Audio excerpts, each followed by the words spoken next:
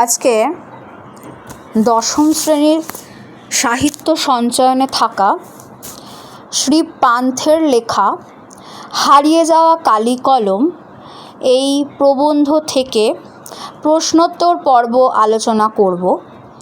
প্রশ্নোত্তর পর্বের আজকে প্রথম পর্বের ক্লাস। দেখো প্রশ্নোত্তর পর্ব। প্রশ্ন নম্বর 1, কথায় বলে কথাটি কি? উত্তর, কালি কলম মন, লেখে 3 জন। পরের প্রশ্ন, হারিয়ে যাওয়া কালি কলম কোন গ্রন্থ থেকে গৃহীত? উত্তর, হারিয়ে যাওয়া কালি কলম মন। পরের প্রশ্ন, লেখক শ্রী পান্থর প্রকৃত নাম কি? উত্তর, নিখিল সরকার। পরের প্রশ্ন, লেখক কোথায় কাজ করতেন? উত্তর, লেখালেখির অফিসে। পরের প্রশ্ন, বাংলায় একটা কথা চালু ছিল, কথাটি কি? উত্তর, কালি নেই কলম নেই বলে আমি মুন্সি। পরের প্রশ্ন, লেখক কত বছর আগের কথা বলেছেন? উত্তর, 50-60 বছর আগের কথা বলেছেন। পরের প্রশ্ন, লেখকরা কি দিয়ে কলম তৈরি করতেন? উত্তর, রোগা বাঁশের কঞ্চি কেটে। পরের প্রশ্ন, লেখার পাত বলতে শৈশবে লেখকদের কি ছিল? উত্তর, কলা পাতা। পরের প্রশ্ন, কলা পাতায় লেখকরা কি করতেন? উত্তর, হোম টাস্ক। পরের প্রশ্ন, অক্ষর জ্ঞানহীন লোককে লোকে কি বলে? উত্তর, ক অক্ষর গোমাংস। পরের প্রশ্ন, প্রাচীনেরা কি বলতেন? উত্তর, তিল ত্রিফলা শিমুল থালা, ছাগ দুগ্ধে করি মেলা, লৌহ পত্রে লোহায় ঘষি, ছিঁড়ে পত্র না ছাড়ে মসি। আচ্ছা, তোমরা প্রত্যেকে এইখানটা একটুখানি কারেকশান করে নাও। দেখো এইখানটা কিন্তু ছালা হবে, থালা নয়। টাইপিং মিস্টেক হয়েছিল, আমি ঠিক করে দিলাম। কথাটা হবে তিল ত্রিফলা শিমুল ছালা, ছাগ দুগ্ধে করি মেলা, লৌহ পাত্রে, এটা হবে লৌহ পাত্রে, লৌহ পত্রে নয়, লৌহ পাত্রে। ঠিক করে নাও। লৌহ পাত্রে লোহায় ঘষি, লৌহ পাত্রে লোহায় ঘষি, ছিঁড়ে পত্র না ছাড়ে মসি, ছিঁড়ে পত্র না ছাড়ে মসি। ঘষি যে স্পেলিংটা আছে তোমাদের বইয়ে দেখবে ঘ দন্তেশ্বয় হস্যই আছে, এটা একটুখানি তোমরা কারেকশান করে নাও। পরের প্রশ্ন, কড়াইয়ের তলার কালি কি দিয়ে ঘষে তোলা হতো? উত্তর হবে, লাউ পাতা দিয়ে ঘষে তোলা হতো। পরের প্রশ্ন, যারা ওস্তাদ তারা কালো জলে কি ঘষত? উত্তর, হরতকি বা যাকে আমরা হরিতকি বলি। পরের প্রশ্ন, লেখকদের প্রথম লেখালেখি বলতে কি ছিল? উত্তর, বাঁশের কলম, মাটির দোয়াত, ঘরে তৈরি কালি আর কলা পাতা। পরের প্রশ্ন, লেখক যদি সুমেরিয়ান বা ফিনিশিয়ান হতেন তবে নীল নদীর তীর থেকে কি ভেঙে নিয়ে আসতেন? উত্তর হবে, নল খাগড়া। পরের প্রশ্ন, ফিনিশীয় হলে লেখকের কলম কি হতো? দুবার এখানে হয়ে গেছে, একটু তোমরা ঠিক করো।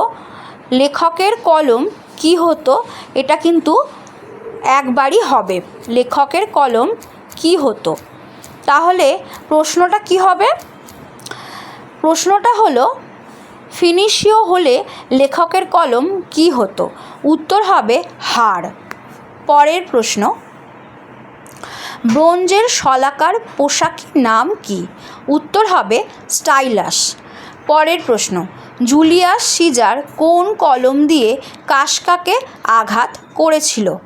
উত্তর স্টাইলাস বা ব্রোঞ্জের ধারালো শলাকা। পরের প্রশ্ন, চীনারা চিরকাল কী দিয়ে লিখে আসছে? উত্তর তুলি দিয়ে। পরের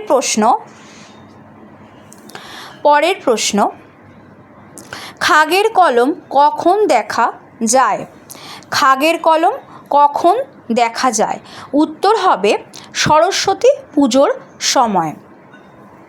পরের প্রশ্ন, কাচের দোয়াতে কালির বদলে কি থাকতো? উত্তর হবে দুধ।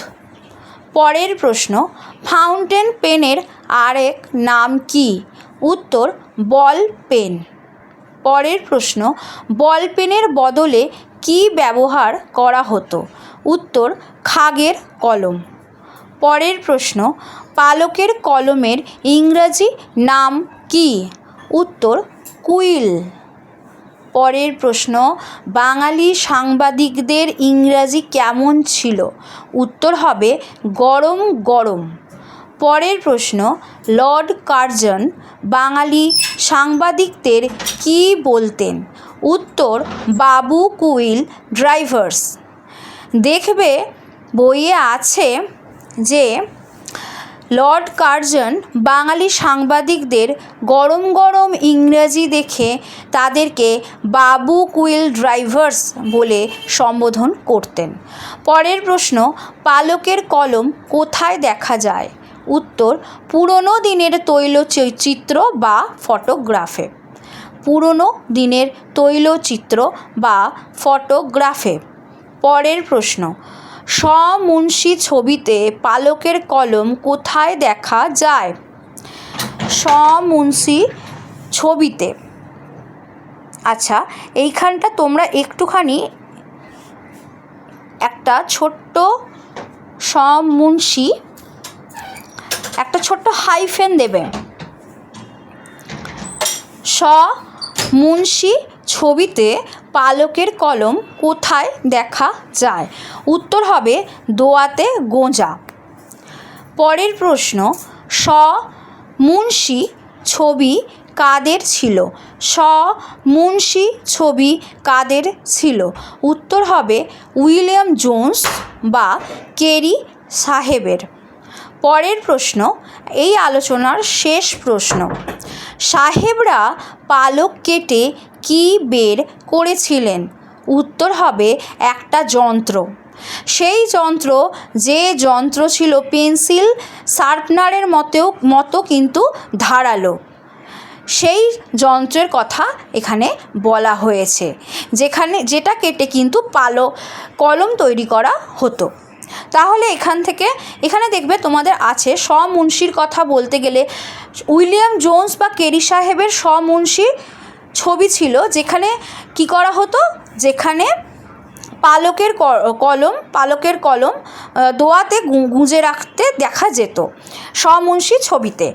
আর সাহেবরা পালক কেটে কী বের করেছিলেন? একটা যন্ত্র বের করেছিলেন। আর পালকের কলম কোথায় দেখা যায়? উত্তর হবে পুরনো দিনের তৈলচিত্র বা ফটোগ্রাফে। আজকে আলোচনা এই পর্যন্তই। প্রথম পর্বের প্রশ্নোত্তর পর্ব এই পর্যন্তই। এর পরে থাকবে দ্বিতীয় পর্বের প্রশ্নোত্তর পর্ব আলোচনা। আজকে আলোচনা এই পর্যন্তই। Thank you.